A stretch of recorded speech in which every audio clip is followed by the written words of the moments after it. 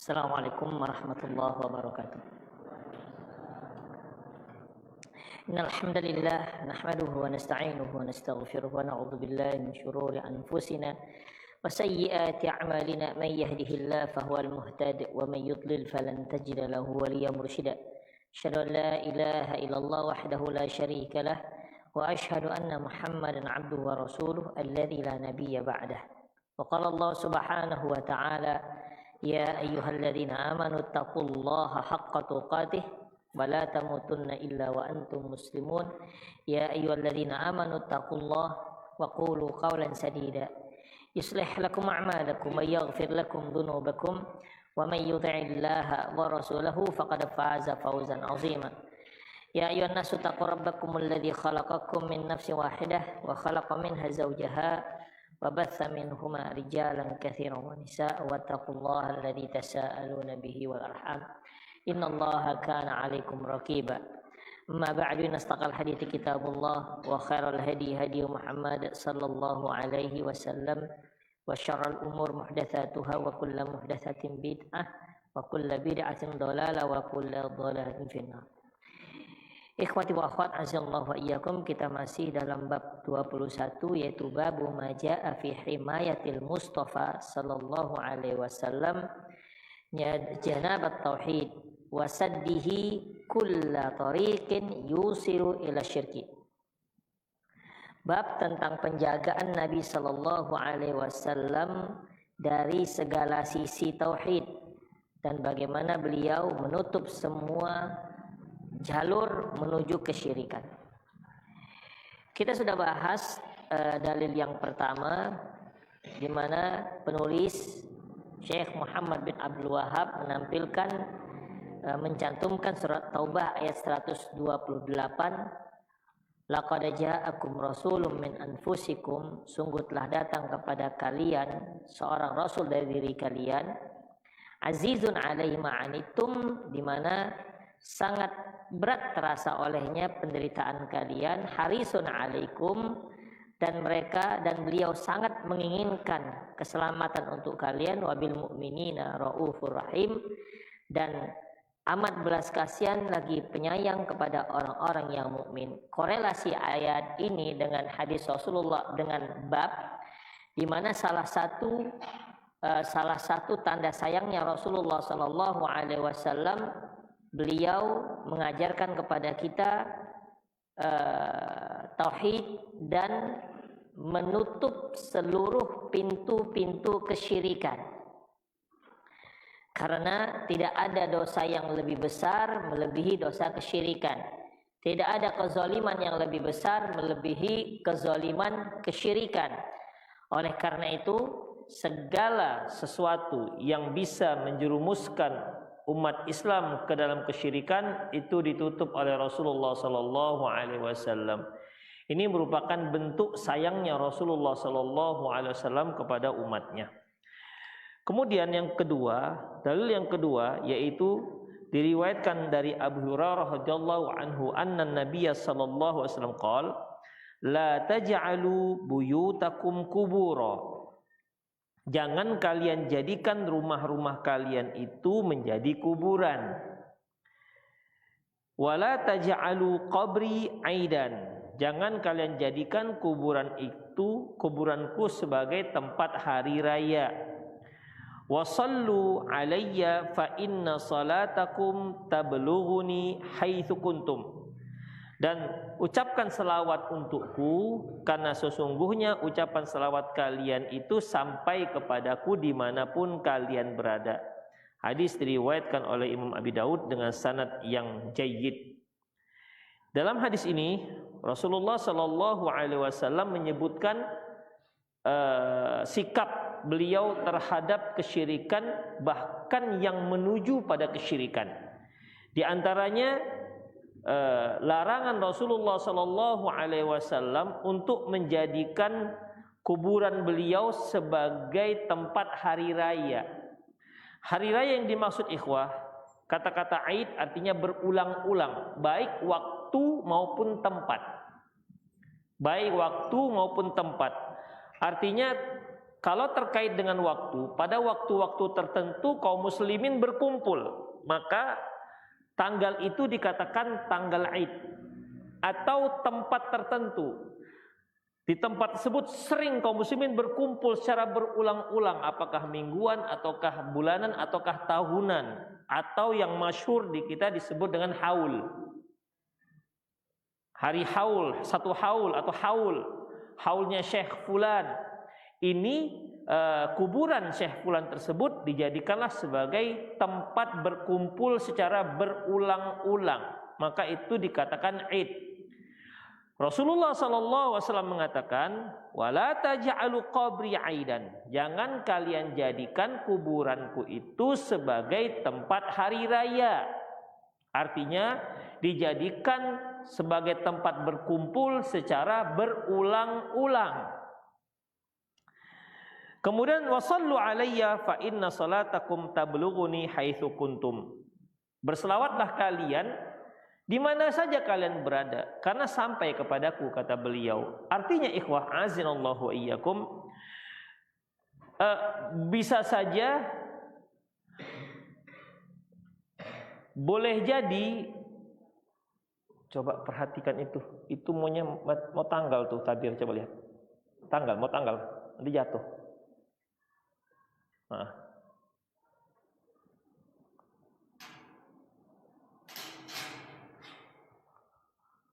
Baik, ikhwah rahimani Allah wa iyyakum. Perhatikan.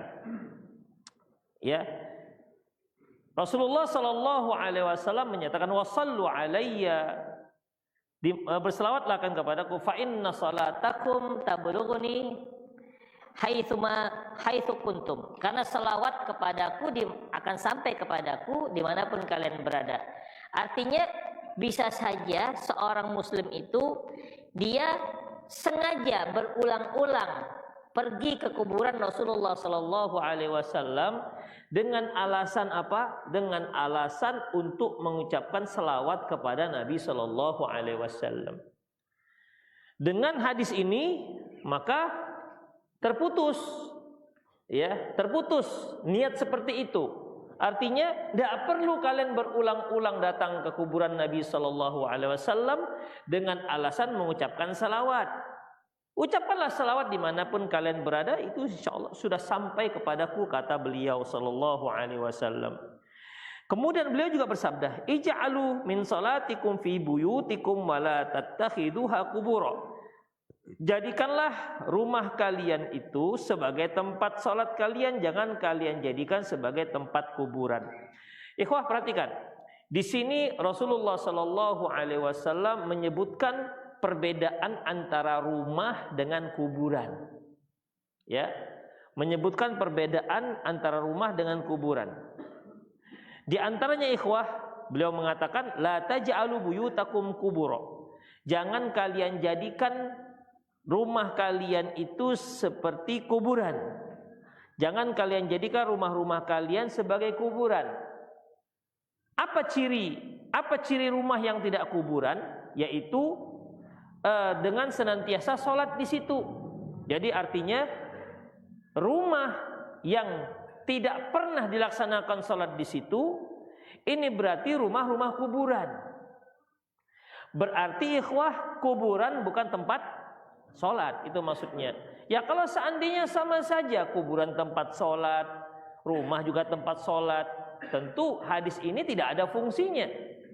Ya, jangan kalian jadikan rumah kalian sebagai kuburan. Sholatlah kalian di kuburan. Berarti apa bedanya rumah dengan kuburan? Disinilah Rasulullah Sallallahu Alaihi Wasallam ingin memutus sebagai tindakan preventif sadudara'i, agar tidak terjadi yang namanya kesyirikan. Dengan cara bagaimana ikhwah rahimallahu wa iyyakum? Dengan melarang salat di kuburan. Ya, dengan melarang salat di kuburan. Kalau kalian mau salat ya di rumah.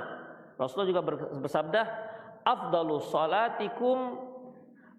salatu fi buyutikum. Sebaik-baik salat ya di rumah kalian, illal maktubah, kecuali salat wajib, kecuali sholat wajib. Selebihnya sholat sunnah itu sebaiknya di rumah, bukan di di masjid. Baik. Apa efeknya ikhwah? Efeknya yaitu ini salah satu menghindari agar jangan rumah kita itu menyerupai kuburan. Itu ikhwah, ya. Dilarang menyerupai kuburan. Baik, ikhwah rahimanallahu wa iyyakum. Berarti rumah yang tidak diisi dengan ketakwaan, tidak diisi dengan sholat, tidak diisi juga dengan bacaan-bacaan Al-Quran, ya, maka rumah ini rumah kuburan namanya. Rumah kalau tidak diisi dengan ketakwaan, ya, rumah ini akan senantiasa menimbulkan pertengkaran, masalah-masalah kecil menjadi besar. Bertengkar antara suami istri, isi rumah tidak bertakwa kepada Allah Subhanahu wa taala. Dikarenakan apa? Tidak berkahnya itu rumah. Ya, tidak berkahnya rumah. Ikhwa azallahu wa iyyakum. Di sini Rasulullah sallallahu alaihi wasallam menyebutkan wala taj'alu qabri aidan. Wala taj'alu qabri aidan. Tadi telah kita sebutkan apa yang dikatakan aid. Kita selalu mendengar aid itu ya Idul Fitri, Idul Adha. Baik. Secara bahasa ikhwah rahimanallahu wa iyyakum, yang dikatakan aid dari kata-kata ada ya'udu, aidan, artinya sesuatu yang kembali, ya. Sesuatu yang kembali, artinya yang berulang. Kemudian oleh karena itu aid ini bisa terkait dengan waktu seperti Idul Adha dan Idul Fitri, karena dia akan selalu berulang di setiap tanggal 1 Syawal dan setiap tanggal 10 Zulhijjah. Di setiap tanggal itu maka kaum muslimin berkumpul. Demikian ikhwah, kaum muslimin akan berkumpul, dan termasuk juga di setiap hari Jumat. Di setiap hari Jumat. Jadi Jumat itu termasuk juga idnya kaum muslimin, tapi idnya id setiap Jumat mingguan. Kemudian id juga bisa berkaitan dengan tempat-tempat tertentu jika dijadikan tempat berkumpul. Ya, bisa jadikan tempat berkumpul.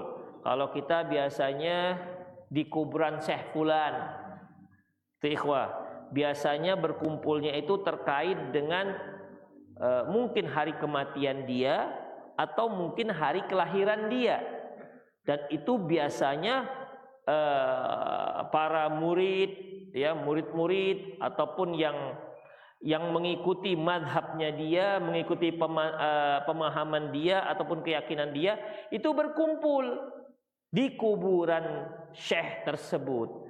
Maka jadilah kuburan ini menjadi id. Hanya memang nggak disebut id, disebut dengan bahasa haul. Demikian ikhwah, disebut dengan bahasa haul. Ikhwah, Rasulullah sallallahu alaihi wasallam melarang kita, la taj'alu qabri aidan. Jangan kalian jadikan kuburanku itu sebagai tempat berkumpul, id. Sekarang ada orang-orang yang dianggap soleh atau dianggap sebagai wali Allah, mungkin dikarenakan punya keramat-keramat tertentu di saat dia masih hidup, diperlakukan seperti ini. Maka ikhwah rahimanallahu wa iyyakum, ini akan membuka kesyirikan kepada Allah Subhanahu wa taala. Makanya kita lihat kuburan-kuburan yang dijadikan seperti ini, ya, itu banyak orang di sana apakah mengambil airnya, mengambil berkatnya, mengambil batunya. Demikian ikhwah, banyak yang mereka lakukan, yang sebenarnya permintaan itu tidak boleh diminta kecuali hanya kepada Allah Subhanahu wa taala. Akhirnya apa? Jatuh kepada kesyirikan. Demikian ikhwah, ya, jatuh pada kesyirikan. Ziarah-ziarah seperti ini yang dilarang dalam Islam. Kita berziarah sedikit pun, kita berziarah fungsinya, hikmahnya untuk kita hanya untuk mengingat akhirat, bukan untuk meminta sesuatu, baik kepada Allah apalagi kepada si penghuni kuburan. Seperti yang sering kita singgung bahwasanya ketika kita ke kuburan, Rasulullah menyebutkan, ya, kuntu nahaitukum an ziyaratil kubur ala fazuruha. Dahulu aku melarang kalian ziarah kubur, sekarang silakan kalian ziarahi, fa innahu tudzakirul akhirah, karena hal itu dapat mengingatkan kalian dengan akhirat. Itu satu. Yang kedua, datangnya kita ke kuburannya itu mendoakan si mayit. Muncul pertanyaan, kenapa kok kita harus ke sana kalau mendoakan? Memang dari rumah nggak sampai. Kalau kita berdoa di kamar kita terhadap si mayit, memang nggak boleh atau nggak sampai? Sampai. Tapi kenapa kita kalau mendoakan ke sana? Ke sana itu merupakan salah satu sunnah Rasulullah. Kenapa demikian? Karena Rasulullah pernah mendoakan para sahabat datang ke kuburannya. Bahkan Rasulullah SAW pernah didatangi Jibril dan diperintahkan Jibril untuk datang ke Baqi buat mendoakan penghuni pekuburan Baqi Gharqad pada malam hari lagi. Demikian ikhwah. Berarti sunnahnya itu datang ke sana.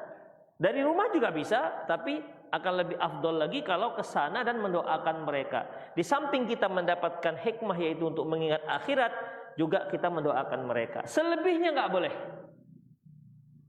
Ya, selebihnya nggak dibolehkan. Jadi kalau kita ke sana untuk berdoa kepada Allah nggak boleh. Ini akan membuka pintu kesyirikan. Kita datang ke sana untuk minta kepada si penghuni kubur, itu menjadi syirik betulan. Ya. Demikian ikhwah. Ingat ketika kita belajar di bab 20 disebutkan oleh mu'alif bahwasanya Lata itu berhala. Berhalanya bentuknya apa? Berhala dalam bentuk kuburan. Lata adalah orang soleh. Lata dahulu adalah orang yang yang menyediakan konsumsi secara free untuk para pelaksana jamaah untuk jemaah haji. Free. Demikian. Dia meninggal, kemudian dikuburkan, kuburannya itulah yang dijadikan sebagai sesembahan. Itulah Lata. Makanya ikhwah rahimallahu wa iyyakum, ya, masalah kuburan itu masalah sensitif. Itulah sebabnya makanya dalam Islam tidak boleh menulisi kuburan, tidak boleh membangun kuburan, tidak boleh membuat penerangan di kuburan, karena hal itu bisa membuka pintu kesyirikan. Mungkin tidak sekarang, nanti mungkin 100 tahun lagi atau 200 tahun lagi, karena memang setan pun menjadikan berhala-berhala itu sebagai sesembahan, patung-patung menjadi sembahan, bukan di saat patung itu dibuat, tapi setelah bersekian puluh tahun, sekian ratus tahun, barulah patung-patung itu disembah oleh umat manusia. Itu ikhwah. Jadi setan itu dalam merayu manusia itu dia sabar, pelan. Demikian ikhwah. Sehingga tanpa terasa kaum orang-orang muslim, tanpa terasa umat manusia telah menyembah batu tanpa terasa. Awalnya karena pengagungan, awalnya dikarenakan penghormatan kepada orang soleh. Itu ikhwah. Makanya di dalam buku yang berjudul sebelumnya, salah satu pembuka pintu kesyirikan al-ghulu fis salihin. Berlebihan dalam menyanjung, mensikapi orang-orang yang dianggap soleh. Karena bagaimanapun ikhwah, kita nggak bisa juga menyatakan, memastikan dia soleh. Ya, siapa yang merekomendasi dia menjadi orang soleh? Ya kita hanya berbaik sangka, ya semoga memang betul dia adalah orang soleh, hanya begitu ikhwah. Yang bisa dipastikan orang soleh adalah para sahabat, karena mereka mendapat rekomendasi dari Allah Subhanahu wa taala. Pertama dari Al-Qur'an. Was-sabiquna al-awwaluna minal muhajirin wal ansar walladzina tabauhum bi ihsan radhiyallahu anhum wa radu'an. Orang-orang terdahulu dari kalangan orang muhajirin dan ansar dan orang-orang yang mengikuti mereka, Allah ridho kepada mereka dan mereka ridho kepada Allah Subhanahu wa taala. Allah masukkan mereka ke surga. Kemudian Rasul juga mengatakan, khairun nasi qarni. Sebaik-baik manusia adalah yang hidup di zamanku, maksudnya para sahabat. Dan banyak lagi pernyataan Rasulullah SAW tentang keistimewaannya para sahabat. Sampai para ulama hadis sepakat mengatakan bahwasanya kullu sahabati Rasulullah SAW udul. Semua sahabat Nabi SAW itu udul, adil. Artinya bisa dipercaya hadisnya, tak perlu diselidiki lagi apakah dia bohong atau tidak. Tak perlu lagi diselidiki apakah dia itu salah atau tidak. Kecuali jika ada pertentangan antara dua riwayat. Demikian ikhwah rahimanallahu wa iyyakum. Tapi setelah mereka tabi'in perlu diteliti. Takwa apa tidak dia? Apakah dia kuat hafal apa tidak? Demikian. Setelah generasi sahabat diteliti orangnya dengan sangat ketat. Itulah dia ikhwah rahimanallahu wa iyyakum. Jadi oleh karena itu kalau ada orang yang pergi ke kuburan selain dua hal ini, pertama untuk mengingat akhirat, yang kedua untuk mendoakan orang yang di kuburan, jika ada selain daripada itu, itulah pembuka pintu kesyirikan, bahkan bisa terjerumus pada kesyirikan. Demikian ikhwah. Itulah dia. Kesana ambil berkah batunya misalnya, atau ambil berkah airnya misalnya, itu gimana?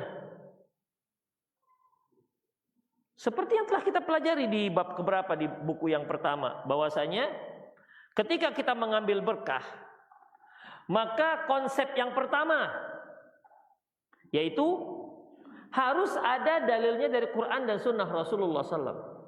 Tidak boleh kita katakan ini masjid ini berkah. Jadi gimana caranya? Kita gosok-gosokkanlah lidah kita di dindingnya. Demikian. Wah ini air ini berkah. Jadi terus bagus ini kalau sering diminum ini bagus ini. Demikian. Ikhwah harus berdalil baik dari Al-Quran maupun dari Sunnah Rasulullah Sallallahu Alaihi Wasallam. Wallahu yakhluqu ma yasha' wa yakhtar. Allah menciptakan apa saja yang Dia kehendaki, wa yakhtar, dan Allah mengistimewakan di antara makhluk-makhluknya. Yang kedua, harus mengetahui, harus ada dalil bagaimana cara mengambil berkahnya. Demikian. Ka'bah berkah enggak ikhwah? Berkah. Terus bagaimana cara mengambil berkahnya? Tawaf. Ada Hajar Aswad dicium. Kemudian ketika tawaf ada rukun Yaman diusap. Itu caranya ikhwah. Adapun dinding yang lain, bisa nggak kita ambil berkah? Kita cium atau dijilat dinding itu, jilat sampai ujung. Demikian. Kita katakan salah. Ka'bah berkah, tapi nggak begitu. Demikian ikhwah rahimanallahu wa iyyakum. Maqam Ibrahim berkah. Buktinya kita disuruh setelah tawaf itu untuk sholat di belakang makam Ibrahim. Wattakhidhu min maqami Ibrahim musalla. Jadikanlah sholatlah kalian di belakang makamnya Nabi Ibrahim. Terus caranya ya sholat di belakangnya. Tidak ada dicium-cium, tidak ada digosok-gosokkan pipi di kaca apanya itu, kerangkengnya itu, tidak ada seperti itu. Dan kita lihat bagaimana dicium-cium, makanya dijaga di situ ikhwah. Tapi itulah dijaga di sini, muter dia di sini, dikejar ke sana, lari dia kemari. Demikian. Itu kacanya sampai buram ikhwah, nggak tahu kena jigong semua mungkin. Demikian. Siapa suruh dicium? Itu nggak ada sunnahnya dicium. Demikian. Digosok-gosok juga nggak pernah, nggak ada. Terus kemudian dinding Hijr Ismail nggak ada. Itulah dia. Makanya demikian juga ke yang lain. Demikian ikhwah rahimanallahu wa iyyakum. Apalagi berkah misalnya seperti yang pernah kita pelajari, air Zam-Zam, gimana berkahnya? Untuk mendapatkan berkahnya juga, pertama jelas ada air Zam-Zam itu berkah. Rasulullah pernah mengatakan bahwasanya ma'u Zam-Zam lima syuriba lahu. Air Zam-Zam itu sebagaimana yang diniatkan meminumnya. Anda mau niatnya apa? Niatnya mau pintar, minum. Ya. Niatnya apa? Niatnya supaya enggak lupa hafalan, minum. Apalagi niatnya supaya sehat, minum. Terserah. Bahkan ada sahabat atau tabi'in, lupa saya, dia minumnya supaya dia kepingin jadi gubernur. Minum jadi ikhwah. Demikian ikhwah. Jadi kalau mau jadi caleg gimana? Kalau dia menjadi anggota DPR gimana? Minum. Ya kalau semua minum, para calon-calon ini mungkin yang paling banyak minumnya lah. Yang paling kuat lah. Siapa kira-kira? Demikian ikhwah. Sampai seperti itu. Ada para ulama itu sampai ikhwah, ketika dia mau menghafal hadis, minumnya air Zam-Zam. Dan kuat, hafalnya kuat dengan hadis yang dia baca. Dia minum, dia minta pada gurunya supaya dibacakan hadis, dan dia minum air Zam-Zam. Dan dia dengar hadis tersebut. Itu ikhwah, jadi cerdas. Itu keistimewaan air Zam-Zam. Itu caranya. Nah, begitu caranya. Jadi bukan direndam kain umroh, kemudian setelah direndam dengan air Zam-Zam, dijemur, lantas nanti ketika dia meninggal wasiatnya dikapankan dengan kain umroh. Terus maksudnya apa? Supaya diringankan azab neraka? Enggak ada sama sekali. Enggak Ustaz, hanya penghematan. Supaya enggak beli lagi. Gimana? Boleh, tapi tengok itu kain umrohnya, ada enggak nama travelnya di situ? Iya kan, jangan sampai ada nama travelnya di situ. Demikian. Oh, ini umroh travel fulan gitu. Demikian ikhwah. Jadi dalam masalah ini kalau Anda mau mengambil berkah apa saja, apa pertama kaidahnya? Berdalil. Yang kedua, caranya juga harus berdalil. Kalau enggak Anda bisa salah. Ya, kalau enggak bisa salah dalam mengambil berkah tersebut. Seperti yang pernah kita bahas, ada yang berkahnya berupa berkah itu waktu, ada berupa tempat, ada berupa benda. Ya kan, yang sudah kita pelajari, benda ini seperti minyak zaitun. Allah yang katakan, zaitunah min syajaratin mubarakatin zaitunah, yaitu yuqadu min syajaratin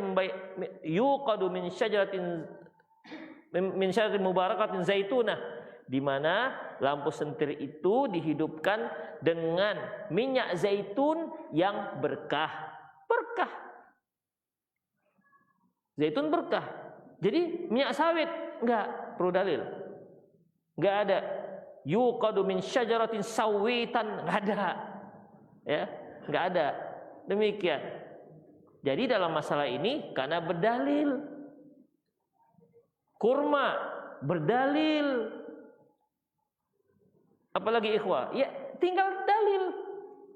Walaupun ada buah-buahan yang lebih enak daripada kurma, lebih enak daripada buah zaitun, kalau nggak berdalil nggak bisa katakan berkah. Durian misalnya, nggak ada kan dalilnya. Coba cari durian dan rambutan, lebih manis mana? Rambutan binji atau kurma ajwa?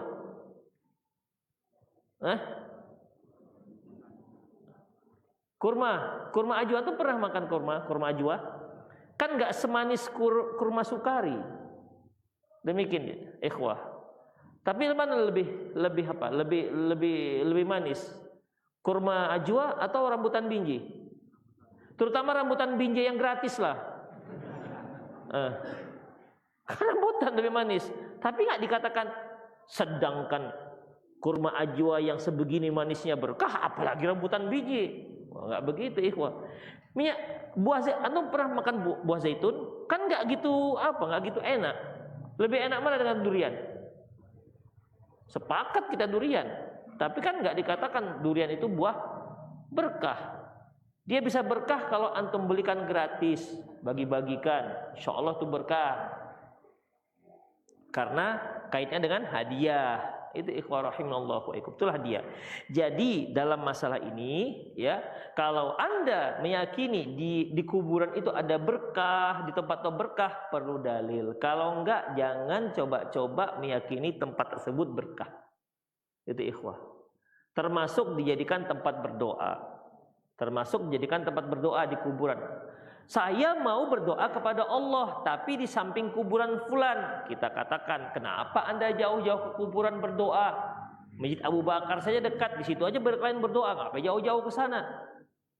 Itu ikhwah. Ya, jadi dalam masalah ini kita lihat bagaimana Rasulullah Shallallahu Alaihi Wasallam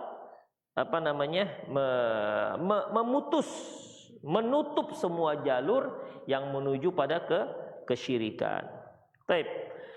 Kalau kita lihat ikhwah rahimallahu wa iyyakum, la taj'alu qabri aidan. Jangan kalian jadikan kuburanku sebagai tempat id, artinya tempat yang kalian datangi berulang-ulang. Wa sallu alayya fa inna salatakum tablughuni haitsu kuntum. Ucapkanlah selawat kepadaku, dan sesungguhnya ucapan selawat kalian itu sampai kepadaku dari mana saja kalian berada. Jadi ikhwah, Rasulullah mengatakan jangan kalian datangi kuburan berulang-ulang, dan berselawatlah padaku di mana saja kalian berada. Tak perlu kalian datang, maksudnya itu. Sampai kalian datang berulang-ulang dengan alasan untuk berselawat kepada Rasulullah Sallallahu Alaihi Wasallam. Berarti ikhwah, kalau ada orang yang sengaja berulang-ulang datang ke kuburan Nabi dengan alasan dia ingin mengucapkan salawat, maka dia telah menjadikan kuburan Nabi sebagai id. Itu maksudnya ikhwah rahimanallahu iyyakum. Baik, kita masuk dalil yang ketiga. An Ali bin Husain, dari Ali bin Husain, annahu ra'a rajulan yaji'u ila furjatin kanat inda qabrin Nabi sallallahu, bahwasanya Ali bin Husain, ya, Ali bin Husain ini julukannya Ali bin Husain bin Ali bin Abi Thalib. Ali bin Husain bin Ali bin Abi Thalib. Jadi cucunya Ali bin Abi Thalib. Cucunya Ali bin Abi Thalib, cicitnya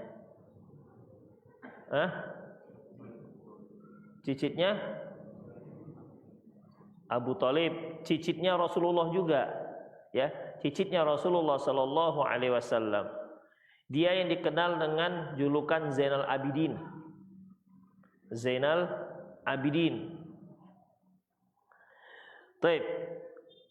Jadi Ali bin Husain melihat ada seorang laki-laki datang ke kuburan, seorang laki-laki.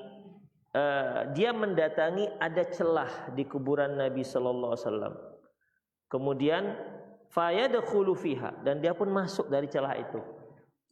Ya, Allahu a'lam, mungkin waktu itu kuburan beliau belum begitu rapat di pagarnya. Ada celah dan dia masuk dari situ. Fayadkhulu fiha fayad'uhu, dan dia pun masuk dari celah itu ke kuburan Nabi SAW. Fayada'u, dan dia berdoa. Fanahahu, lantas Ali bin Husain melarang laki-laki itu. Wa qala ala uhaddithukum hadithan sami'tuhu min abi an jaddi an Rasulillah sallallahu alaihi wasallam. Maukah aku beritakan kepada kamu satu hadis yang kudengar dari ayahku, dan ayahku mendengarnya dari kakekku, dan kakekku mendengarnya dari Rasulullah Sallallahu Alaihi Wasallam. Ya kan? Dia mendengar dari ayahnya. Siapa dia? Husain. Husain mendengar dari ayahnya lagi, Ali bin Abi Thalib. Udah. Kemudian Ali bin Abi Thalib mendengar dari Rasulullah Sallallahu Alaihi Wasallam. Jadi ini hadisnya an Ali bin Husain an Ali an Rasulillah Sallallahu Alaihi Wasallam. Kalau dahulu ikhwah biasa orang membuat nama kakek, nama ayah, nama cucu sama. Seperti Ibnu Hajar Asqalani, itu Ali bin Ali. Coba perhatikan. Ibnu Hajar pernah mendengar kan? Yang nulis kitab Bulughul Maram, kitab Fathul Bari, itu Ali bin Ali. Banyak Ali-alinya. Kalau kita kan, kalau kakeknya namanya Ali, kalau bisa namanya anaknya jangan Ali lagi. Ya kalau kasih nama Ali, protes di sini ya. Si Ali aja, bapak Ali, ini Ali, kakek Ali, banyak kali Ali. Nanti kan dipanggil Li, semua nyaut, kakek, anak, semua nyaut. Demikian ikhwah. Jadi jarang kita itu memberikan nama nama yang sama. Demikian ikhwah. Tapi pada dasarnya boleh. Pada dasarnya dibolehkan, tak masalah. Persamaan, adanya sama antara nama kakek, ayah dan anak. Kemudian ikhwah, beliau bersabda, la tattakhidhu qabri aidan. Janganlah kalian jadikan kuburanku itu sebagai aid. Wala buyutakum kuburo, dan juga jangan kalian jadikan rumah kalian kuburan.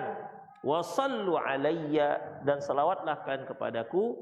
Fa inna taslimakum yablughuni haitsu kuntum, sesungguhnya ucapan salam kalian kepadaku sampai kepadaku dimanapun kalian berada. Demikian ikhwah rahimani Allahu wa iyyakum.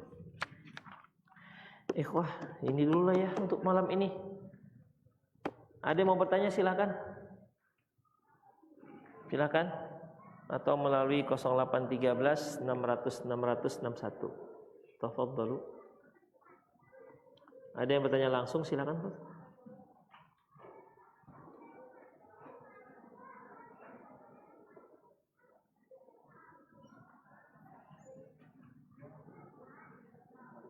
Iya, enggak ada pertanyaan, pulang masih jam 9. Ya.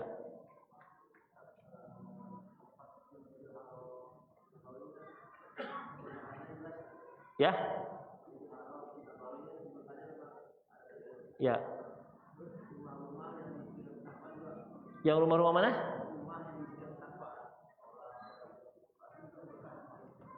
Ya.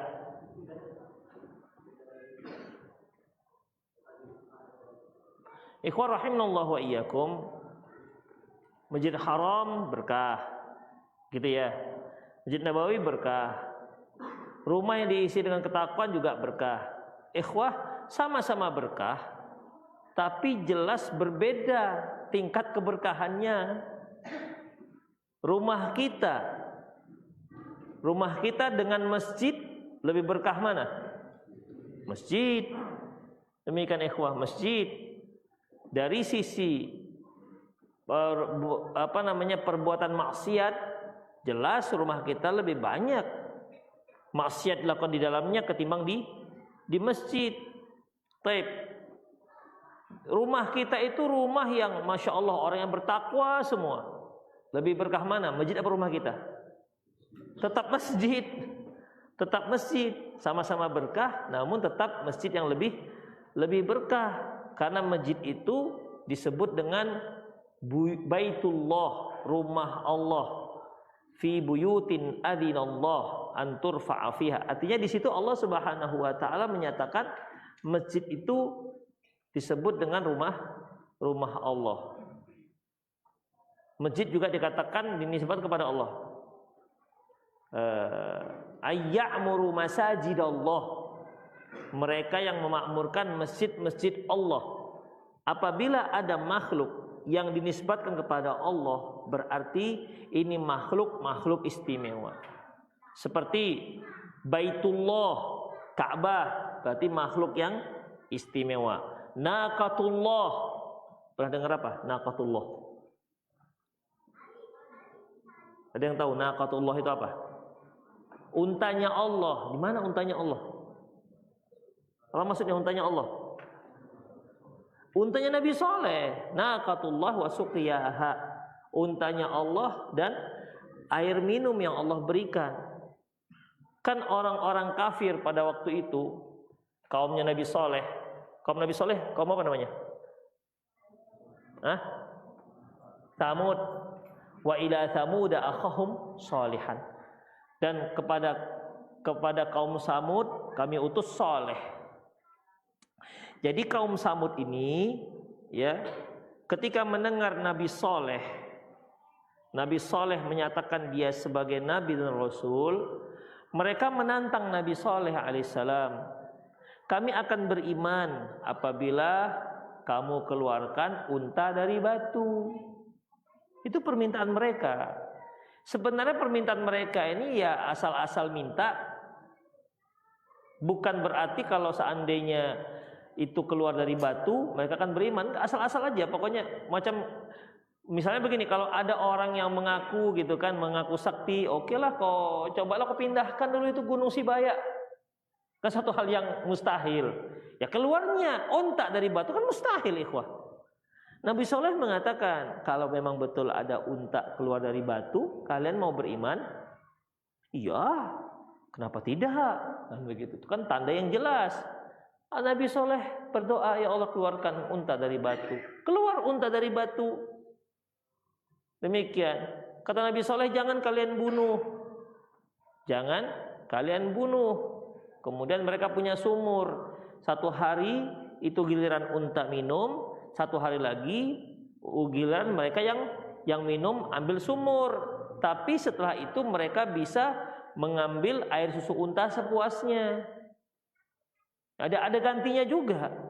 Tapi yang namanya setan tetap akan memanas-manasi manusia pada waktu itu. Masa kalian mau gantian minum dengan unta? Macam unta aja kalian, gitulah kira-kira. Padahal kalaupun mereka nggak minum dari air sumur tersebut, karena giliran minum unta, mereka minum air susu. Demikian ikhwah. Akhirnya ya mereka bunuh itu unta. Itulah penyebabnya akhirnya datang azab. Unta ini disebut dengan naqatullah. Untanya Allah. Demikian ikhwah. Karena tidak ada unta yang lahir dari batu. Unta itu semua lahir dari unta juga. Kok antum pakai mikir gitu? Mikir unta dari ya unta dari unta. Nggak ada unta dari batu. Itulah ikhwah. Jadi masjid Baitullah. Taib. Masjid juga banyak kan? Masjid juga banyak. Di antaranya ada masjid yang istimewa dibandingkan masjid-masjid yang lain. Dia adalah Baitullah, dia adalah Masjidil Haram, Masjid Nabawi, Masjid Aqsa. Masjidil Haram kalau kita sholat satu kali di situ sama dengan 100.000. Kalau kita sholat di Masjid Nabawi sama dengan 1.000. Kalau kita sholat di Masjid Aqsa sama dengan 250. Masjid Aqsa itu yang semua yang berada di dalam pagar. Kalau masjidnya kan hanya ada di daerah selatan. Di belakangnya itu ada batu yang kubah emas. Demikian. Itu banyak areal-arealnya tempat Rasulullah menambatkan buruk. Pokoknya semua yang berada di dinding itu, di dalam dinding itu semua disebut dengan Masjid Aqsa. Demikian ikhwah. Dan satu kali sholat di situ sama dengan 250 sholat di tempat lain. Rasulullah pernah katakan bahwasanya perbandingan sholat di masjidku dengan Masjid Aqsa yaitu 1:4. 1:4. Satu kali di masjidku sama dengan 4 kali di Masjid Aqsa. Berarti kan 250 kali. Demikian ikhwah. Itulah bedanya. Jadi walaupun sama-sama berkah, tapi derajat berkahnya itu berbeda-beda. Tetap kita lihat.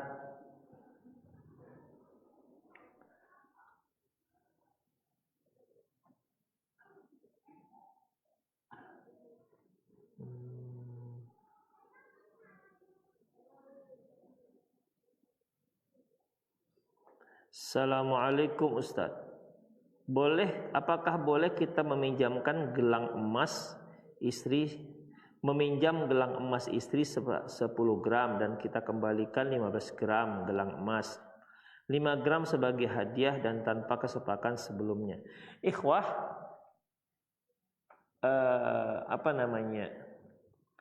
satu hal yang perlu kita ketahui, kita harus membedakan mana hutang, mana minjam ya. Mana hutang, mana minjam.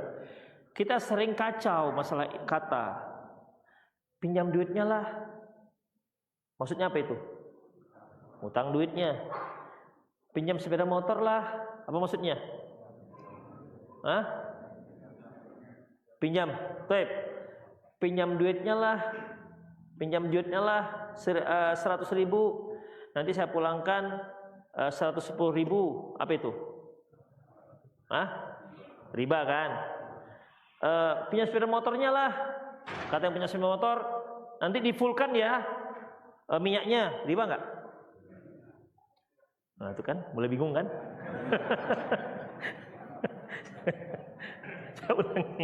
Saya ulangi. Kalau yang kita pinjam itu duit ya. Saya pinjamlah 100.000, nanti saya pulangkan 110.000. Riba enggak? Riba. Atau yang si peminjam nanti pulangnya 110.000 ya. Siap katanya kan. Itu riba. Saya pinjam sepeda motor. Boleh pinjam sepeda motor 1 hari? Boleh. tapi ini nggak ada isinya. Nanti pulang-pulang antum fullkan ya tangkinya. Siap. Nah, itu gimana? Riba nggak? Loh, sama-sama lebih, sama-sama minjam. Hah? Iya, yang pertama itu hutang, yang ini minjam. Kita sering bingung dengan antara minjam, tapi sama minjam ya. Minjam yang pertama itu artinya hutang, minjam kedua betul-betul minjam. Demikian ikhwah. Jadi antum minjam emas istri antum 10 gram, kemudian dipulangi 5 gram. Senang nggak istrinya? Hah? Senang nggak istrinya? Senang kali. Gimana nggak senang? Hah? Oh iya, maksudnya tambah. Pertanyaannya salah. Iya. Antum minjam emas istri 10 gram, pulangi 15 gram. Senang nggak istrinya?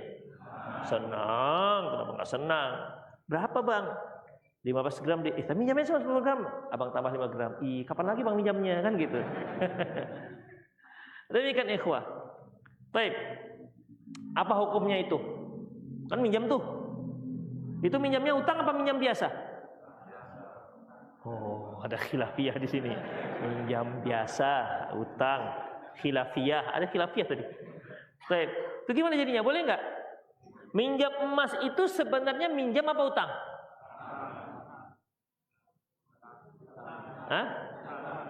Utang. Demikian. Memangnya antum minjam emas itu ada dua, ikhwah. Minjam dalam artian utang, minjam dalam artian minjam.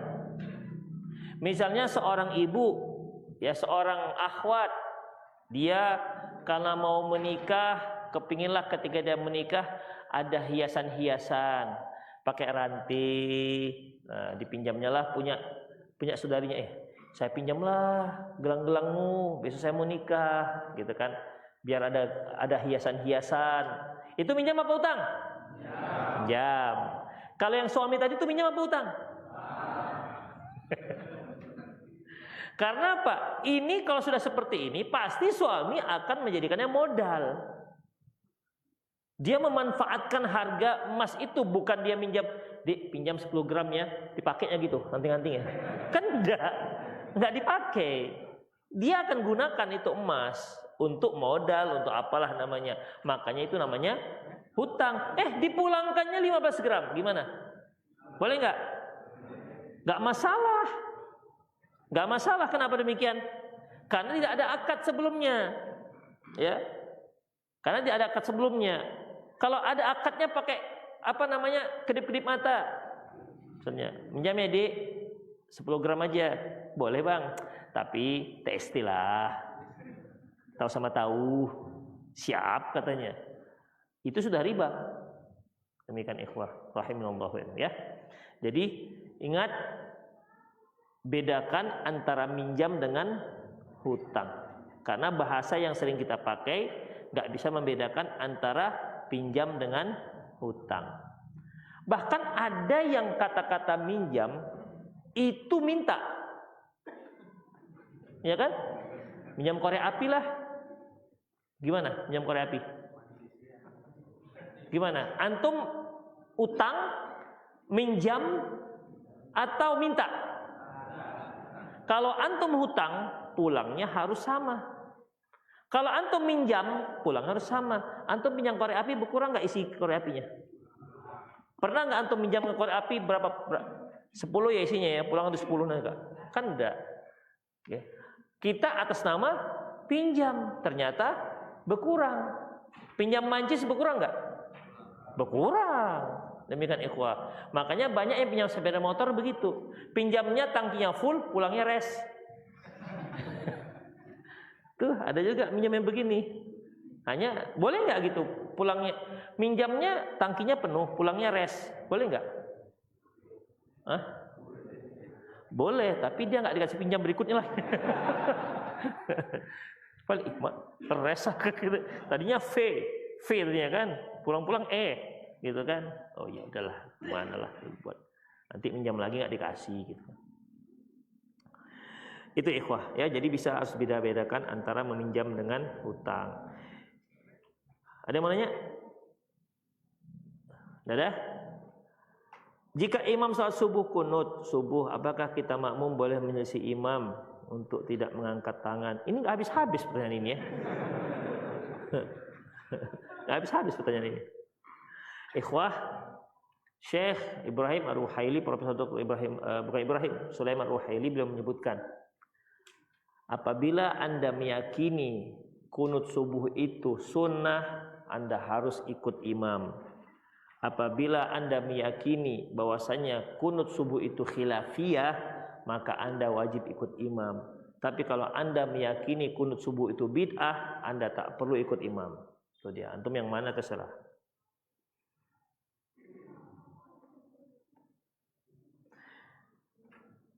Bagaimana dengan salat tarawih Ustaz? Apakah lebih afdol di rumah? Ikhwah, salat tarawih Rasulullah Shallallahu Alaihi Wasallam sudah menyebutkan terkait dengan salat berjamaah di masjid. Rasulullah salat sehari, hari kedua, hari ketiga, hari keempat beliau nggak keluar. Pada pagi harinya beliau keluar dan beliau ditanya oleh para sahabat, kenapa anda nggak keluar ya Rasulullah? Apa jawab beliau? Khasyitu an tufrada alaikum. Aku khawatir ini nanti menjadi wajib. Itu ikhwah. Jadi mana lebih afdol? Kita sholat tarawihnya di rumah atau di masjid? Ya di masjid. Apalagi semakin banyak jamaahnya semakin besar pahalanya. Demikian ikhwah. Tadi memang ada hadis yang menyebutkan bahwasanya afdalus sholat fil buyut illa maktubah. Sebaik-baik sholat itu di rumah kecuali sholat wajib. Sholat hari raya lebih bagus di lapangan atau di rumah masing-masing? Memang lagi COVID antum. Kalau COVID masih bisa. Kemudian sholat minta hujan, sholat gerhana, di mana seharusnya? Ya kan itu menunjukkan bahwasanya ada sholat-sholat tertentu yang memang dilaksanakan berjamaah bersama kaum muslimin atau di masjid. Allahu a'lam bissawab. Bolehkah wanita ikut ke kuburan di saat menguburkan si mayit? Ikhwah, dari Ummu Atiyah radhiyallahu anha, beliau mengatakan bahwasanya nuhina an nattabi'al janaiz.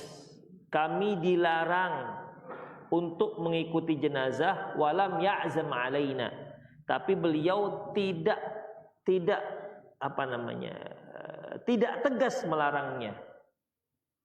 Beliau melarang tapi beliau nggak tegas melarangnya. Artinya melarangnya itu sepertinya antara iya dan tidak. Dari sinilah para ulama mengambil kesimpulan bahwasanya wanita itu boleh mengikuti jenazah sampai ke kuburan, tapi hukumnya makruh. Hukumnya makruh, bukan haram.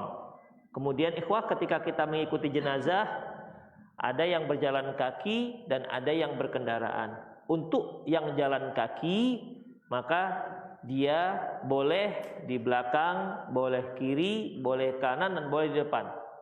Tapi karena judulnya mengikuti jenazah, yang afdol adalah di belakang. Adapun yang berkendaraan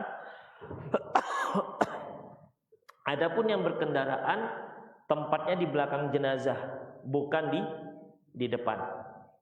Kemudian mana yang lebih afdol, mengikuti jenazah dengan kendaraan ataupun mengikuti jenazah dengan jalan kaki? Jawabannya, ketika pergi afdolnya jalan kaki, ketika pulang terserah mau jalan kaki ataupun tidak. Rasulullah pernah ditanya, kenapa Anda ketika ditawarkan kendaraan mau mengantar jenazah Anda tidak mau, ketika pulang Anda mau? Beliau mengatakan bahwasanya ketika mengantarkan aku melihat saya malu karena malaikat berjalan kaki. Ketika pulang malaikat sudah pergi, maka aku pun berkendaraan.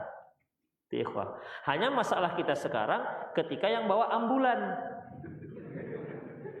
Antum mengikuti jalan kaki. Demikian. Sedangkan naik sepeda motor pun gak terkejar, apalagi jalan kaki. Makanya ikhwah, kalau memungkinkan kita mengusung jenazah, mengusung itu lebih bagus. ya, ketimbang dengan ambulan. Ya kalau masih kita sekitar sini aja diusung aja lah.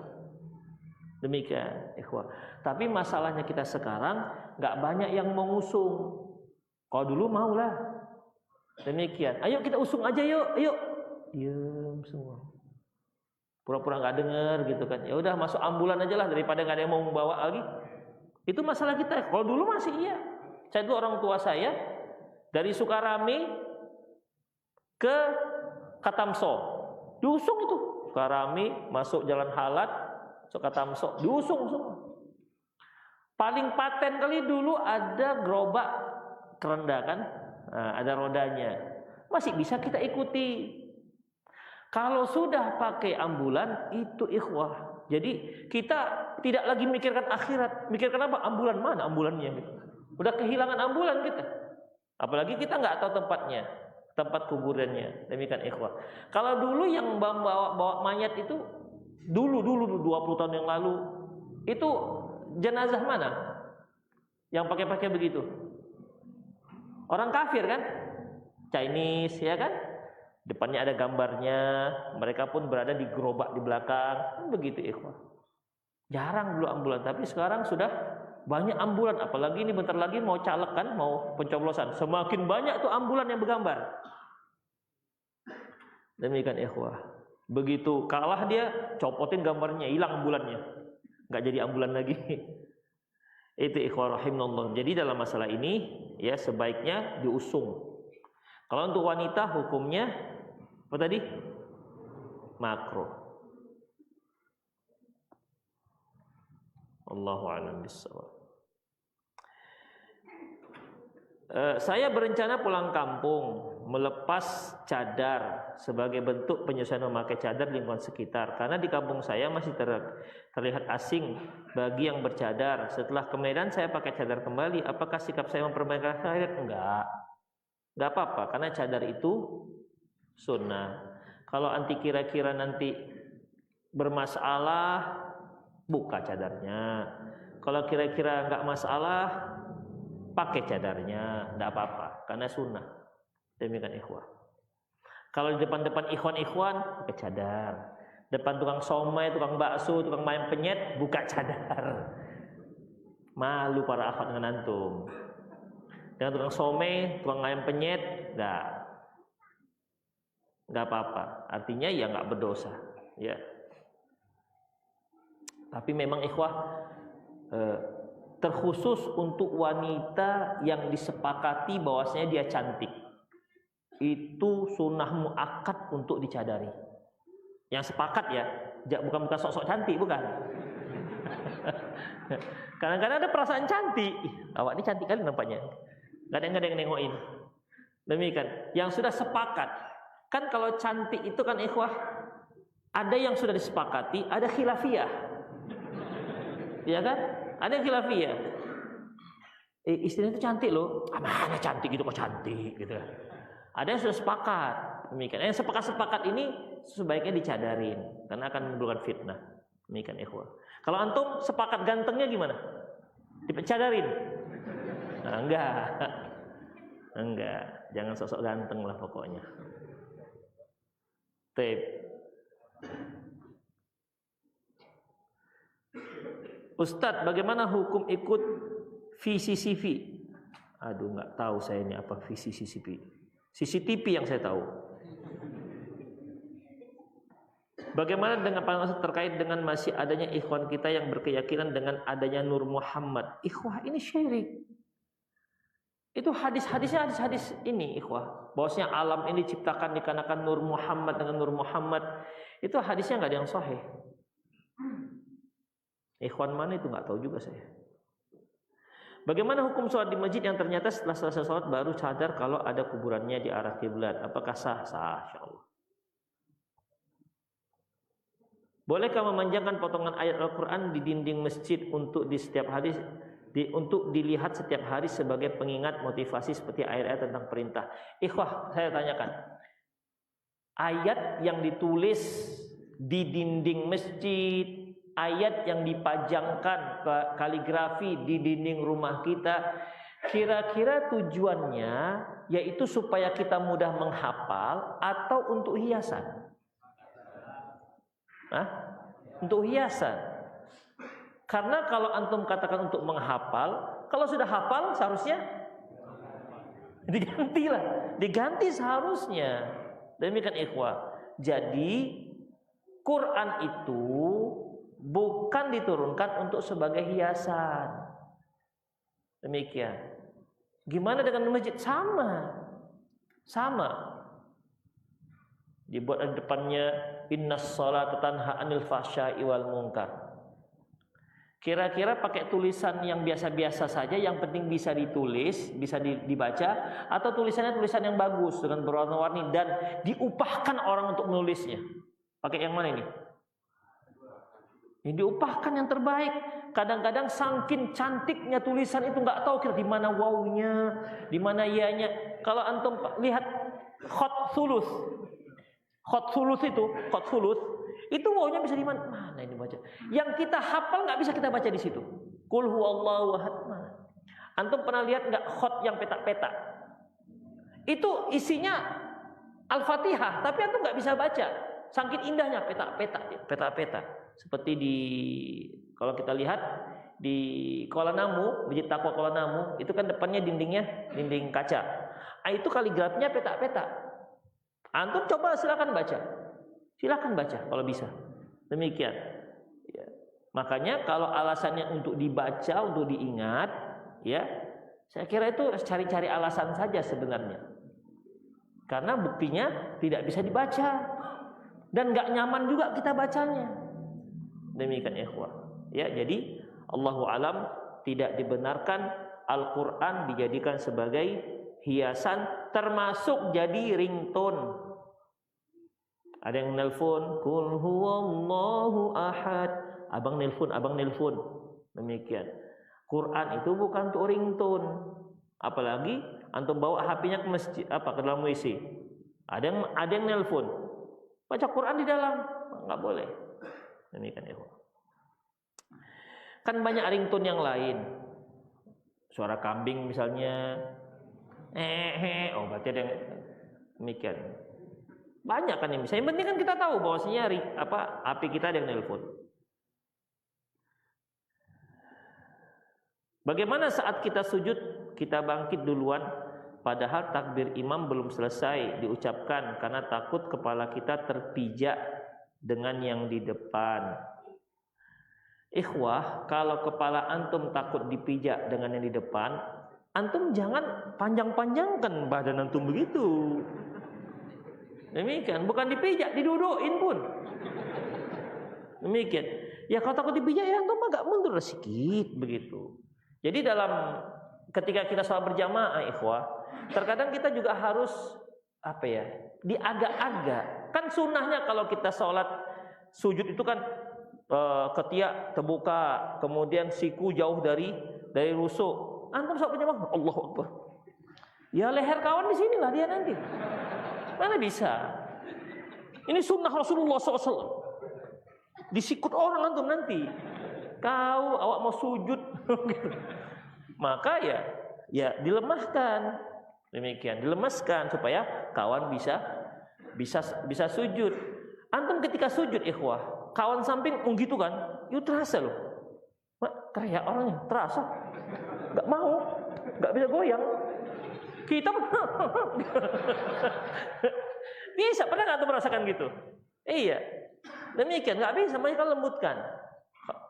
Rasulullah mengatakan khairukum alyanukum manakib, sebaik-baik kalian yang paling lembut bahunya, gitu kalau sholat jamaah. Demikian juga kalau seandainya sujud, jangan tuh gitu-gitu kan kali. Ya sudahlah, sajadahnya kecil, jadi ya sudahlah seberapanya saja. Kalau takut dipijak, agak mundur sedikit, kepalanya agak dikuncupkan sedikit. Demikian ikhwah rahimanallah wa iyyakum. Jadi yang jelas jangan mengangkat kepala sebelum imam mengangkat kepala. Para sahabat dahulu, mereka tidak akan bergerak sebelum imamnya sampai ke rakaat berikutnya. I'tidal. Allahu Akbar kata imam. Mereka belum bergerak sampai imam kepalanya sampai ke sujud baru mereka bergerak. Allahu Akbar sampai imamnya duduk baru mereka bergerak. Itu ikhwan. Tapi kadang-kadang imam kita tuh kepanjangan memang. Dari sujud Allahu Akbar. Masalahnya ini kok kita mengangkat dia masih Allahu Akbar. Kepanjangan. Jadi makmumnya pun jadi bingung. Ini udah apa belum gitu. Itulah dia, ikhwah. Baik, itu saja, semoga bermanfaat. Aku qouli hadza wa astaghfirullah li wa lakum wa lisal muslimin innahul ghafurur rahim. Subhanakallahumma bihamdik asyhadu an la ilaha illa anta astaghfiruka wa atubu ilaik. Wa akhiru da'wana alhamdulillahi rabbil alamin. Assalamualaikum warahmatullahi wabarakatuh.